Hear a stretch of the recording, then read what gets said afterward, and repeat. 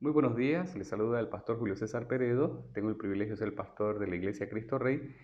Como es sabido, estamos atravesando un tiempo de crisis a través de esta pandemia a nivel mundial que se ha originado con el famoso virus del corona. Y muchas personas me han preguntado qué hacer en tiempos de dificultad o en tiempos de crisis. La palabra de Dios nos da un momento de esperanza para que nuestra alma pueda descansar y nuestros pensamientos también puedan estar estables en medio de la circunstancia. Mucha gente busca la paz a través de medicamentos, a través de terapias y de otras cosas que pueden ser sustituto a la genuina paz que solo podemos encontrar en Dios. Quisiera comentarles de que en este tiempo, reflexionando acerca de la palabra de Dios, encontré un pasaje que está en el libro de Juan, capítulo 14, versículo 27, y dice así: La paz os dejo, mi paz les doy, yo no la doy como el mundo la da, no se turbe su corazón ni tenga miedo. Es importante entender de que la paz que proviene de Dios es una paz diferente a la que podamos encontrar con los sustitutos de nuestra paz a nuestro alrededor. ¿Esto qué quiere decir? De que tal vez un medicamento, un ejercicio, un deporte, una terapia pueden contribuir para que nosotros temporalmente tengamos paz, pero esa paz no va a ser comparable con la paz que Dios ofrece. Entonces, en primer lugar, si nosotros acudimos a la palabra de Dios, encontraremos que hay una paz extraordinaria. Ahora, Dios muchas veces permite de que vengan momentos de crisis para que nosotros podamos buscarlo a Él y al buscarlo poder disfrutar de aquello que Él nos ofrece. El apóstol Pablo entendía muy bien esta situación y en el libro de Filipenses capítulo 4 versículo 6 y 7 dice lo siguiente: Por nada estén afanosos, sino sean conocidas sus peticiones delante de Dios en toda oración y ruego, con acciones de gracias, y la paz de Dios, que sobrepasa todo entendimiento, guardará sus corazones y sus pensamientos en Cristo Jesús. La paz de Dios que sobrepasa todo entendimiento.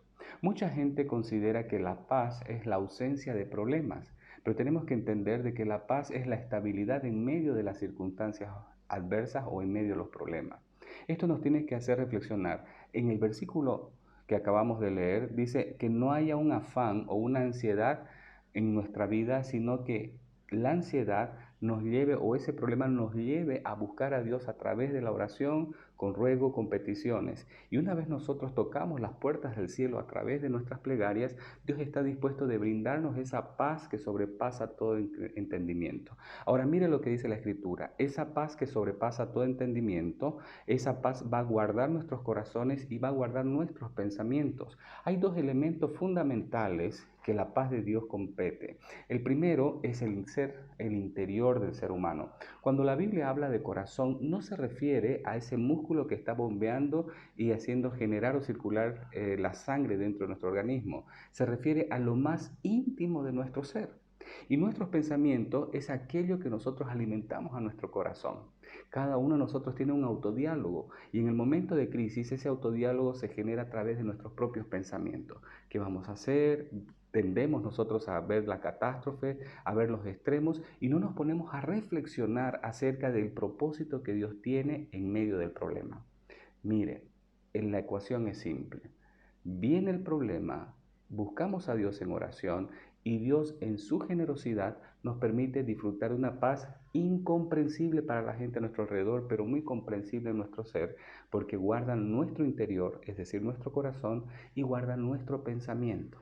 En el versículo siguiente, el apóstol Pablo nos da una terapia maravillosa. Dice: por nada, hermanos, todo lo honesto, todo lo puro, todo lo justo, todo lo amable, todo lo que es de buen nombre, si hay alguna virtud, si hay algo digno de alabanza, en esto pensad. Mi parte es ponerle un filtro a aquellos pensamientos nocivos que no son puros, que no son justos, que no son amables, que no son honestos, que no son verdaderos, que no tienen buen nombre. Es decir, Dios en su bondad permite la crisis para que yo le busque. Él me brinda a través de mis oraciones la paz que sobrepasa cualquier comprensión humana, que viene desde mi interior y me pide que mis pensamientos sean filtrados a través de una actitud correcta. La pregunta que quiero hacer hasta ahora, entendiendo esta primera parte de la paz, que es la paz que Dios nos da, es cómo está su actitud en el momento de crisis. ¿Usted está buscando a Dios? ¿Usted está disciplinando su propia vida? ¿Usted realmente considera que Dios es el que le puede dar la paz que sobrepasa todo entendimiento? Amigo, esto lo podemos entender comprendiendo la dimensión de la paz. Alguien dijo por ahí de que la verdadera paz es tridimensional. Empieza una paz con Dios, una paz de Dios y una paz que ya una vez albergada en nuestro corazón se difumina o se transmite a las demás personas, que es la paz con los demás. Permítame aclararle esto. Yo no puedo experimentar la paz de Dios, que es la que acabamos de hablar, si es que yo no estoy pacificado con Dios. Y acá tenemos que entender cuál es el verdadero problema que tiene el ser humano. El verdadero problema no se llama un virus X. El verdadero problema para hacer la paz con Dios se llama el virus del pecado. Si usted pudiera entender a cabalidad lo que realmente significa el pecado, usted pensaría mucho acerca de su relación y su condición que tiene ante Dios. Déjeme decirle, pecado no es simplemente fallar. Pecado es ofender el corazón de Dios, es deleitarnos con las cosas que a Dios ofenden, que a Dios desagradan, y nosotros encontrar placer y plenitud en esas cosas que no agradan a Dios. Entendiéndolo de esta manera, mire lo que dice la Escritura. Nosotros somos justificados pues por la fe y tenemos paz para con Dios por medio de nuestro Señor Jesucristo. Mire, la Biblia dice que para que haya una paz, inicialmente tuvo que haber una enemistad. Si nosotros pensamos en la paz interna y queremos la paz de Dios, tenemos que tener esa paz con Dios. Y esa paz con Dios implica de que yo necesito entender cuál fue mi conflicto con Dios, cuál fue mi adversidad. Y ese conflicto se llama pecado. Pero eso no se queda ahí. Entendiendo que yo necesito hacer la paz con Dios, Dios no está distante de mí. Por el contrario, ¿sabe qué? El versículo primero del capítulo 5 de Romanos dice que nosotros tenemos justificación y paz para con Dios por medio de Jesucristo. Entendiendo esto, el sacrificio que hizo Jesús en la cruz fue un sacrificio con el propósito de pagar el precio de pecado que usted y yo y toda la humanidad ha incurrido ya por la desobediencia que hemos tenido ante Dios. Y Dios en su gracia, en su misericordia, en su bondad, decidió enviar a su Hijo para que todo aquel que en Él crea no se pierda, mas tenga vida eterna.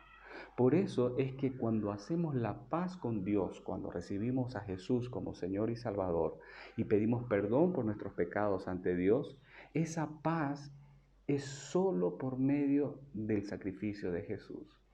Amigo mío, querido padre de familia, yo le quiero animar a que no solamente piense en la paz por el problema, sino en la verdadera paz que viene a través de haber hecho una alianza con Dios y haber pedido perdón por los pecados. Pongámonos en dimensión y en una dimensión correcta. Viene la crisis, necesito la paz de Dios, Dios me invita a que haga la paz con Él. Y una vez yo tengo la paz con Dios, tengo acceso por medio de la fe a Cristo Jesús, que va a estar dispuesto a darme las maravillosas bendiciones que son producto de la paz. Ahora, tal vez usted ha pensado en esto. Muchas personas a nuestro alrededor son como esos botones que detonan ya nuestra propia inestabilidad. Y usted está diciendo, ay, pastor, es fácil para usted hablar de eso, pero usted no tiene el jefe que yo tengo en el trabajo, usted no tiene la esposa o el esposo que yo tengo, o los problemas financieros que yo tengo, o no tiene usted la suegra o el suegro que yo tengo. Permítame decirle esto. ¿Qué hacer cuando de nuestra parte nosotros queremos buscar la paz y las otras personas no quieren la paz? Esta es una buena pregunta. De hecho, Jesús en las bienaventuranzas en Mateo capítulo 5 indicaba bienaventurados los pacificadores. Es decir, nuestro llamado es un llamado a que nosotros busquemos la paz. Y como alguien dijo por ahí, el tango no se baila solito, necesitamos dos para hacerlo. Para buscar la paz también necesitamos de la otra parte que tenga el deseo de ser canal o conducto de la paz para no tener esa inestabilidad. La Biblia es bien clara. Romanos capítulo 12, versículo 18 dice, si es posible, en cuanto dependa de ustedes, estén en paz para con todos los hombres.